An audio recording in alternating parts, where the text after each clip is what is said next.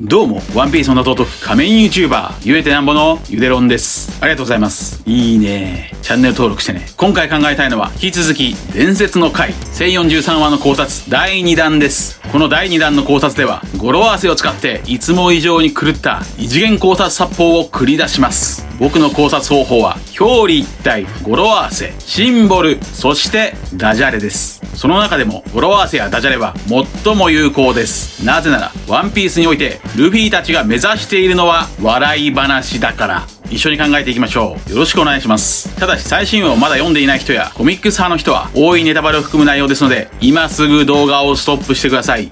よろしいでしょうか。行きましょう。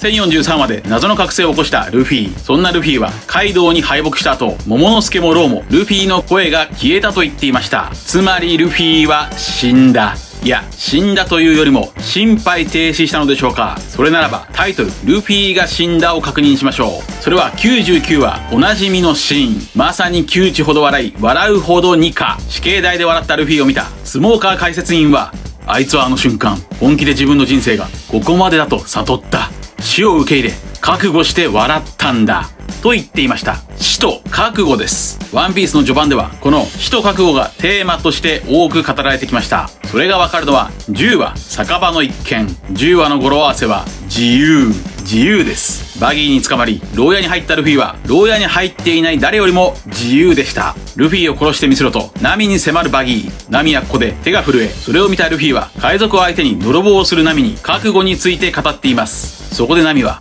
覚悟って何なのよ、自分の命を懸ける覚悟だと言っていました。この10話のタイトルは酒場の一件。ナミがバギー海賊団と酒の飲み比べをしていましたが、これは酒好きの街道戦につながるのでしょうか。つまりジョイボーイは自分の命を懸ける者だけに微笑む。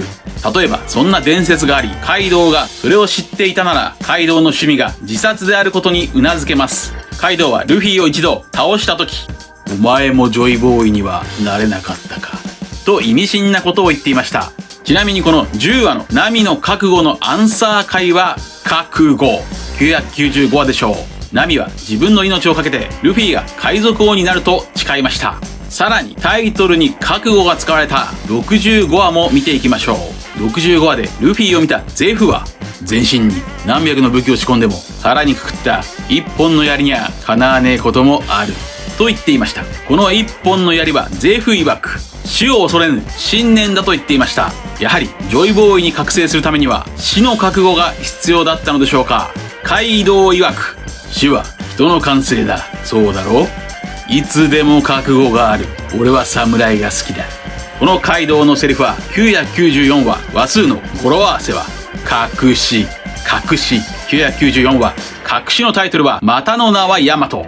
これは名前が隠されていたゴムゴムの実を表している。ゴムゴムのまたの名はニカ。そしてさらに死を恐れぬ信念、一本の槍にも注目しましょう。槍といえば太陽の神ニカ。ゼフが一本の槍を語ったのは65話ですから、これも56ゴムが反転するイメージでしょうか。そしてそんな槍の語呂合わせは槍80話です。0は中国語で輪なのでリです。80話は罪は罪。ここでナミはアーロンから解放されるんだ、心の底から笑えそうな気がするよと言っていましたが、80話の語呂合わせが槍で、それは太陽の神ニカを表すなら、このナミのセリフは太陽の神ニカの伝説と同じです。ニカとは太古の昔奴隷たちが自分たちを救ってくれると信じた伝説の戦士。人を笑わせ苦悩を解放してくれる戦士。そんなナミをアーロンから解放してナミを笑顔にしたのはもちろんルフィ。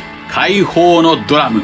この槍の語呂合わせ80話でナミは奴隷という言葉も使っています。そして80話にはもう一つ語呂合わせがあります。80話のもう一つの語呂合わせは晴れです。太陽のイメージ。それでは次に解放も語呂合わせしましょう。解放の語呂合わせは解放。914話おこぼれ町。914話でルフィはお腹いっぱい食べられないお玉の境遇を聞いてブチ切れていました。これは1042話で語られたルフィがカイドウと戦う理由です。お前がいる限りワノ国の奴らは水もろくに飲めねえんだ。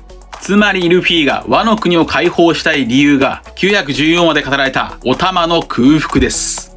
続いては前回途中までたどり着いた2つのハートの伏線について考えましょう。前回の動画ではジャンゴの2つのハート型の目とパティの2つのハートのタトゥーから覚醒したルフィには2つのハートのイメージが付随していると考えました。意味がわからない方は前回の動画をご覧ください。この2つのハートは700話でも確認できます。700話でルフィはドフラミンゴのペースにはまり、肉に気を取られて目がジャンゴのように2つのハートになっていました。この謎のイメージを読み解くには700話で主導権を握っているトラファルガーローでしょう。前回、前々回の動画ではルフィとローの表裏一体を考えました。この2人が表裏一体なら、ハートの海賊団のローはパンクハザードで麦わらの一味の人格を入れ替えていました。この人格はハートで表現されています。となると、つまりローが人格、ハートを入れ替えたなら、表裏一体であるルフィの人格、ハートは入れ替わる。もしくはワンツージャンゴで2つの人格が一体になる。どちらでしょうか？これはもしかすると小田先生は洋楽好きですから、フィル・コリンズの名曲トゥーハーツが元ネタかもしれません。トゥーハーツの歌詞は、2つの心一つなんだと信じよう。この世の終わりまで一緒の鼓動を刻むんだ。そうさ、僕たちは心の中では一つ。そう信じてる2人の人間さ。この世の終わりまで永遠に一緒なんだ。ポイントはもちろん鼓動ですが、これはあくまでも可能性の一つです。続いては太陽ではなくその反対、月も考えましょう。1年半前、こちらの動画ではワンピースの漫画内で描かれている月のシンボルには意味があると考えました。それは満月、半月、三日月の3つに意味があり、満月が描かれるとき、それは引き寄せる。半月が描かれるとき、それは別れる、離れる。三日月が描かれるとき、それは身を潜める。このような意味があると考えました。それは例えば、ルフィがクジャに飛ばされて2年間修行するときは三日月、身を潜める。カリブーがポセイドンの秘密を知ったときは、カリブーの顎ひげが三日月型のシンボルでしたから身を潜める。このヒントは28話のタイトル、三日月でわかります。身を潜めていたキャプテンクロが正体を表したとき、三日月が描かれていました。この三日月、身を潜めるというシンボルは、太陽の神ニカことジョイボーイでも使われているかもしれません。その前に、こちらの動画では、太陽の神ニカは、ある意味、船の精霊、クラバウターマンと表裏一体となる精霊みたいなものだと考えました。そのように考えると、ニカは、ルフィだけでなく、他の人物にも何度か憑依しているかもしれません。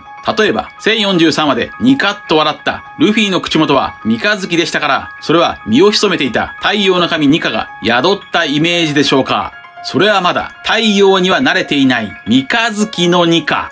ニカとは笑うという意味です。この他にも、光月おでんの死に際でも三日月のニカが登場し、若きロジャーの口元も三日月のニカ。そして空島のキャンプファイヤーのウソップの口元が三日月のニカ。2年後の修行を終えたルフィの口元も三日月のニカ。この三日月のニカは作中で25年間、いや800年前からずっとジョイボーイこと太陽の神ニカは身を潜めていた。そんな三日月のニカの夜が終わって太陽の神ニカが1043話で誕生した。そんな1043話の語呂合わせは、冬至祭、太陽の死と復活のお祭りでニカは目覚めた。月に変わって太陽が昇ったイメージ。そんな風にも考えられそうです。最後にさらにもう一度、ルフィ油樹脂説を考えましょう。1043話で覚醒したルフィは樹脂の実であると1ヶ月以上前から考え、樹脂には含有樹脂があるので油にもなり得ると考えてきました。そしてモルジブの現地の言葉でゴムの木はニカと呼ばれていますから、ゴムゴムの実の覚醒とは天然樹脂に性質が変化することを指すのでしょうか。ゴムが天然樹脂になり、含有樹脂、油になる。そんな油の語呂合わせは何度も言うように油。126は本能、扉絵はジャンゴ、奴は目覚めた。ですが、ここからとんでもない異次元があなたを襲います。油の語呂合わせ126はもう一つ語呂合わせが可能です。126のもう一つの異次元語呂合わせ、それはアフロです。油イコールアフロ。アフロの語源はアフリカンですが、カリブ海の神ジョイボーイはアフリカから奴隷船を経由してカリブ海に伝わったアフリカンです。そしてルフィはデイビーバックファイトでアフロになっていますが、この時のルフィのお腹にはニカ。ウソップはアフロについてこんなことを言っていました。このヘアスタイルは男の中の野生を呼び覚ます。ヘアスタイルとは神。野生とは本能。呼び覚ますとは目を覚ます。それは覚醒。太陽の神ニカは太陽の神ニカ。太陽の神に力。太陽の神に力。ルフィの髪は1043話で変化しています。そしてさらにウソップは、ルフィ、アフロにしたらパンチ力が増すんだぜと言っています。アフロイコール油なら、ルフィが覚醒して油になればパンチ力が増す。そんなウソップの後ろには炎が燃えており、このデイビーバックファイトが描かれたのは33巻。この33巻はワンピース100巻記念映像で主人公が手に取った重要なコミックスであり、33巻とはさんさんと照りつける太陽。そして黒ひげに太陽と呼ばれたのはエース。さらにもしもルフィが油なら、原油を表す単位はバレル。ルフィはよくバレる、暴れる。そんなバレルの語源は樽です。その昔、油を樽に入れて持ち運びしていたそうです。その油は現在ドラム缶に入っているドラム。解放のドラム。エースはドラム王国でルフィを探していました。さらにまだあります。ルフィはワノ国に入国する際、巨大な鯉で宴をやろうと言っていました。そして中国では鯉が滝を登ると竜になると言います。鯉イコール竜の街道。街道の誕生日は5月1日。